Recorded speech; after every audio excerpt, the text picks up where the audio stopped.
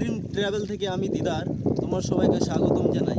আজকে আমরা যেখানে আছি এটা হচ্ছে পঞ্চনন্দপুর ঘাট। আর এই ঘাটের ব্যাপারে আমরা অনেক কিছু শুনেছি, তো আমরা আজকে তোমাদেরকে বলবো।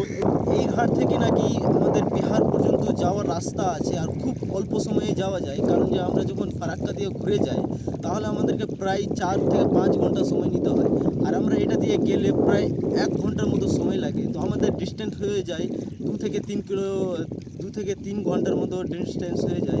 এতগুলো নৌকা দেখে একটু ভালো লাগছে, কারণ আমরা দেখতে পাইনি এগুলো নৌকা কোনোদিন। এইদিকে আছে, এরিয়াটা খুব কমই আছে।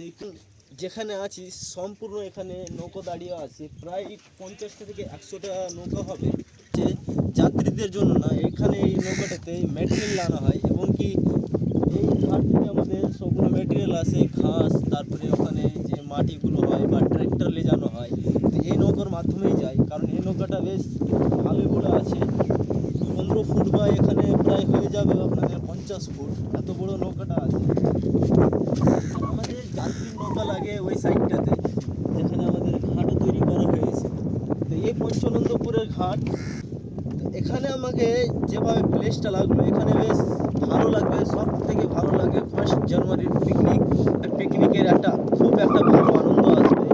আর এখানে যেটা প্লেসটা রয়েছে, সেই প্লেসটা একদম পিকনিকের জন্য উপস্থিত আছে, কারণ ছোট ছোট ঘাস আছে আর নদীর জল, আহা কি মজা আসবে। আর তাহলে তোমরা যদি নৌকা বা আর কিছু ভাড়া করতে চাও এই পিকনিকের প্লেসের জন্য, তাহলে অবশ্যই আমাদের জন্য এই নৌকাটা আছে।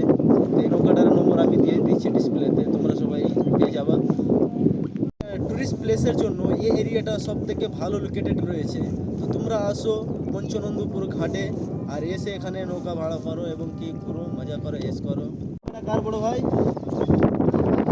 আমার বাবার সাথী, খালি নৌকারই কাজ করো, ভাড়া দাও। কতটা আনায় এই ভাড়াটা? কতদিনের জন্য? একদিন, সকাল থেকে সন্ধ্যা অবধি 6,000 টাকা ভাড়া নেয় বলছে। 6,000 টাকাতে কত দূর অবধি নিয়ে যাবে? গোলঢাপ বলতে ওই মাঝখানে, নদীর মাঝখানে যেটা আছে ওইটা? নদীর মাঝখানে যেটা আছে, চর পড়ে আছে ওইটা? ভাড়া তো আমাকে বলেই দিল যে তোমরা সবাই শুনলা। আর দিনের ব্যাপারটা হচ্ছে কি, তোমরা সকালে আসো এবং কি সন্ধ্যা অবধি থাকতে পারবা। আর যেখানে মন সেখানে তোমরা থাকতে পারবা, নদীর মাঝখানে, নদীর পার্শ্বে, নদীর কোলে, এবং কি ওখানে শুকনো কিছুটা এরিয়া আছে, তোমরা ওখানেও যে পিকনিকটা করতে পারবা, ওটা কোনো অসুবিধা নেই। নিজের মন মর্জিতে সব কিছু হবে, শুধু ড্রাইভার থাকবে একটা, ও শুধু নৌকা চালাবে। আর যেরকম বললো 6,000 কি 7,000 টাকা ভাড়া বললো। এটা জিনিসটা দেখাবো, দেখতে অনেক শক্তিশালী আছে, কিন্তু আর যেটা পাওয়ারটা রয়েছে মাত্র 1 ফিট বাই 1 ফিট আছে। এই যে যেটা দেখতে পাচ্ছেন, এটা প্রায় 1.5 ফিটের উপরে তো হবেই না, 18 ইঞ্চির উপরে আর কিছু হবে না। এটা এত ছোট জিনিস আর এভাবে এত বড় লোডকে কিভাবে টানতে পারে। তো দরাসল এটাতে ইঞ্জিন আছে, ট্রাকের ইঞ্জিন আছে, তো ইঞ্জিনটা সে ফ্যানটাকে রাউন্ড করছে, ওটার জন্য এটা স্পিডটা একটু বেশি আছে। তো বন্ধুরা, এতক্ষণ আমরা অনেক কিছুই দেখলাম, এখন যেটা আমি দেখতে পেলাম, দেখে আমার মাথাটা ঘুরে গেল। একটা গভর্নমেন্টের জিনিস কিভাবে লাপরোয়া হয়ে পড়ে আছে। তো আসো দেখাচ্ছি। এটা হচ্ছে একটা ট্যুরিস্ট জাহাজ, যেটা গভর্নমেন্টের লোকের জন্য, টুরিস্টের প্লেসের জন্য এটা দেওয়া হয়। তবে এই জাহাজটা প্রায় আমাদের বর্ষার সিজনে এই জাহাজটা এখানে এসেছিল, এমনকি রাখার জায়গা এটাই হয়েছিল। তো জাস্ট কিছুদিনকার লাপরওয়াহির জন্য এখন এই জাহাজটা প্রায় আজকে 5 থেকে 6 বছর ধরে এখানেই পড়ে আছে আর কি। এটা এখানে নিয়ে যাওয়ার কোনো মাহুত নেই, আর এখানে পড়ে পড়ে থেকে পুরো জাহাজটাই নষ্ট হয়ে গেছে।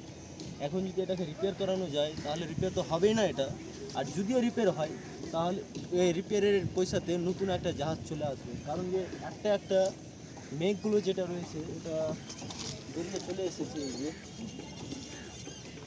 ওটা মেঘ বেরিয়ে চলে এসেছে। আমার তো মনে হয় না যে জাহাজটা ঠিক করে লাভ হবে। বাকি তোমরা সবাই কমেন্ট করে বলে দাও, এটা কি গভর্নমেন্টের লোকগুলো কি এটা কি ভালো করেছে